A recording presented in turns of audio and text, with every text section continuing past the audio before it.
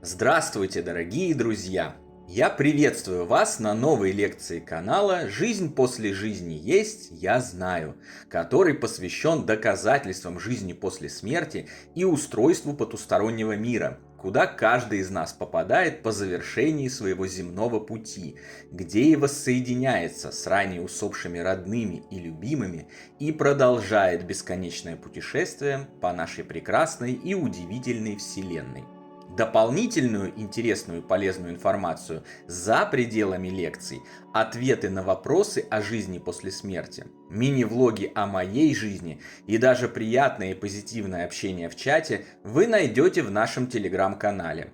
Ссылка на него в описании видео и на экране. Сегодня мы разберемся в одном из самых часто задаваемых вами вопросов об устройстве того света и узнаем, есть ли на той стороне еда и вредные привычки вроде курения и алкоголя. Начнем вот с чего. Очень многие представляют мир за гробом как некое абстрактное пространство пустоты, в котором вечно и бесконечно, словно сгустки тумана, носятся бесплотные и бесформенные духи. Ранее в других видео и наших книгах «Жизнь после жизни есть, я знаю» мы уже говорили с вами о том, что судя по обобщенным за многие столетия данным, информации, научным исследованиям и экспериментам, это совсем не так, и тот свет вполне осязаем и наполнен привычными нам вещами – домами, дорогами, деревьями, цветами, полями, горами, лесами, морями и океанами, лугами, мебелью, людьми с плотными телами, животными и многим другим, что мы так любим здесь, на Земле. Это происходит потому, что материю порождает сознание, а вовсе не наоборот, как уже долгое время принято считать с редукционных научных позиций. То есть это значит, что тот свет создается духами ранее умерших людей, отжившими свой биологический отрезок существования.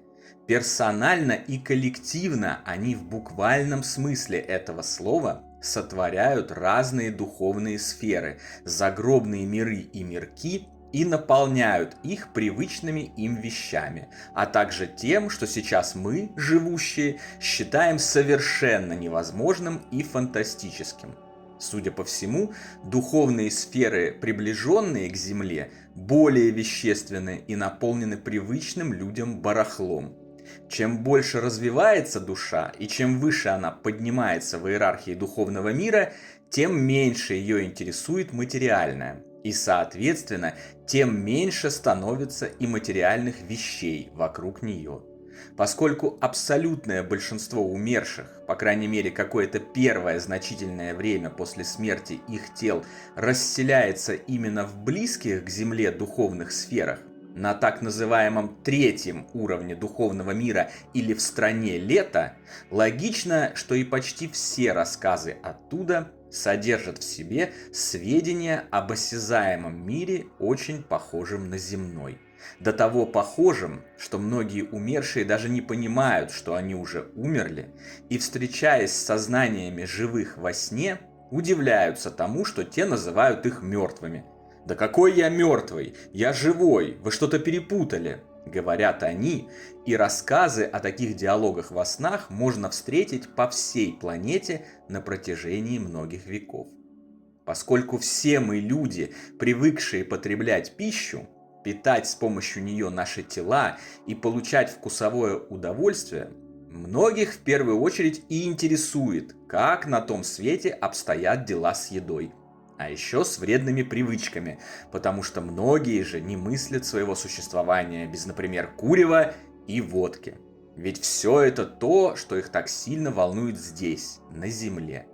Если исходить из источников качественной информации об устройстве потустороннего мира, имеющих множественные совпадения между собой, которые мы предложили вам в перечне литературы, размещенном на этом канале, в телеграм-канале и любой нашей книге, похоже, что и еда с вредными привычками также подчиняются общим принципам устройства потустороннего мира, закону соответствий и духовного роста. На более низких уровнях духовных сфер в изобилии присутствуют и еда, и вредные привычки. Сообщается о том, что люди там продолжают вести жизнь, к которой привыкли на земле. Едят, пьют, курят и употребляют алкоголь. Правда, нужно понимать, что утолить таким образом свои страсти и голод они все равно не могут. Все это больше привычный акт, церемония, нежели реальная потребность и удовлетворение реальных плотских нужд. А сама еда, сигареты и алкоголь – это просто мыслеобразы, порожденные их сознанием. Своеобразные симулякры, иллюзии, сотворенные мыслью духов. Вполне себе осязаемые и вещественные, но фактически не настоящие. Помните, как мы, будучи детьми, сворачивали газету в сигару и делали вид, что курим, повторяя за глупыми взрослыми? Вот примерно так же это выглядит и на том свете. Образ есть, а реального его воздействия нет. Нет пищеварительных процессов от поедания мысленной еды или употребления алкоголя. И да, сразу отвечу на неоднократно задававшийся в комментариях вопрос: усопшие не какают. Не совсем понятно, почему именно это так волнует живущих, но не будем углубляться в эту тему. Кесарю кесарево, как говорится. Чем духовный уровень выше, тем больше души понимают, что все эти потребности и слабости воплощенного человека им уже не нужны. На более высоких уровнях из еды остаются только невероятно прекрасные и вкусные плоды, растущие на удивительно красивых деревьях, которые духи едят больше из эстетического удовольствия, и, как усматривается из все тех же источников информации об исследованиях потустороннего мира, для подзарядки некой живительной энергии, о природе которой нам в данный момент ничего не известно. А вредные привычки на тех уровнях уже исчезают совсем. В самых высших духовных сферах, которые известны человечеству на данном этапе, еды уже нет совсем, так как вся она там составляет собой то, что мы называем пищей духовной, а именно интересную и полезную деятельность во благо других. Согласитесь, это очень коррелирует с информацией о наших целях как живых существ. Достигнуть духовного совершенства, очиститься от эгоизма, материализма и наполниться любовью и добром. Кто-то отмахнется и скажет: да ну глупости какие, какая может быть еда на том свете, это невозможно, тела ведь уже нет, как нет и ничего материального. И будет неправ. Как уже было сказано, на том свете все определяет мысль и сознание, а не тело. Если сознание уверено, что оно нуждается в привычной пище, курах-гриль, хлебе, макарошках и чае, значит, на том свете все это будет, поскольку сознание автоматически будет сотворять эти мыслеобразы. И кстати, если у духа совсем непорядок в его сознании, в этом случае будут и настоятельные просьбы умерших к живым накормить их, носить им на могилы еду или приготовить для них их любимые блюда. С этим часто сталкиваются родные усопших, которым те приходят во снах с означенными требованиями. Это патология, с которой нужно работать и стараться помочь такому духу как можно скорее исцелиться от нее. Как это делать, мы рассказали вам в одном из предыдущих видео.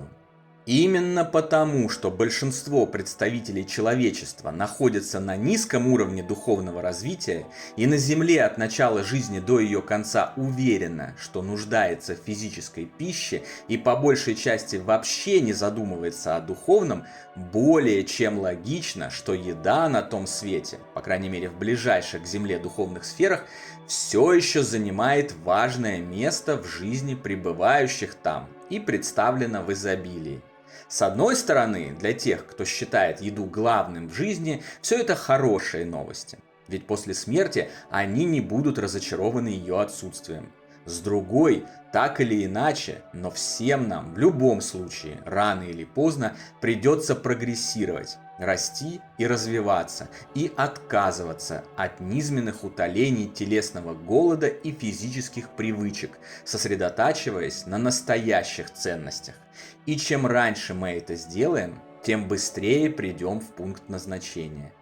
Если к этому моменту лекции вы все еще не можете осознать и поверить в то, что ранее с высоты заблуждений о бесформенном тумане и вечном сне душ в загробном мире казалось вам немыслимым, вот вам простой способ сделать это. Чтобы понять и осознать, что на той стороне действительно еда и все описанное мной вполне возможно и более чем реально существует, можно даже и не обращаться к авторитетным источникам информации. Каждый легко может убедиться в этом сам. Для этого достаточно вспомнить свои сны. Сон – это вовсе не галлюцинации мозга, как в том нас хотят убедить некоторые ученые и скептики.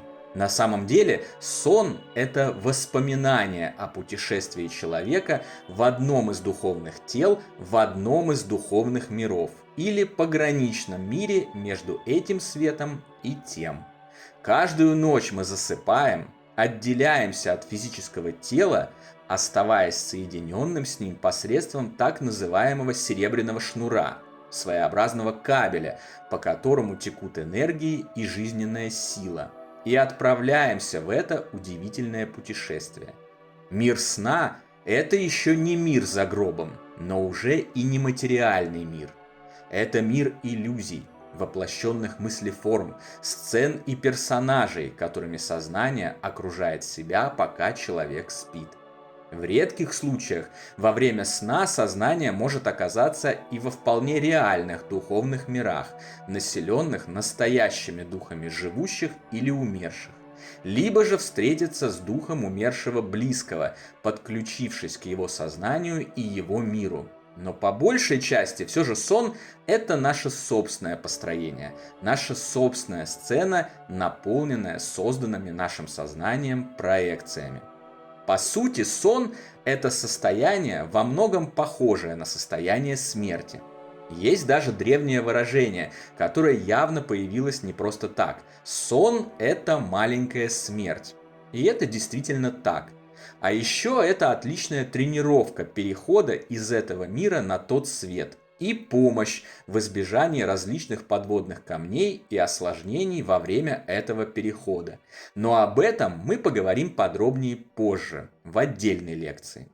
Фактически, мы немножко умираем каждую ночь.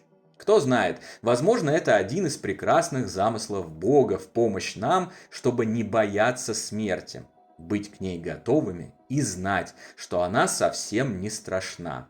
Так вот, каждый живущий не раз ел во сне, чувствовал вкус еды, наслаждался им, хотя при этом на самом деле лежал в кровати посреди темной комнаты с закрытыми глазами и ничего не есть, не видеть, не чувствовать не мог. Вкусовые рецепторы на языке не передавали в мозг никакой информации, и ощущение вкуса быть не могло по определению. Но оно было.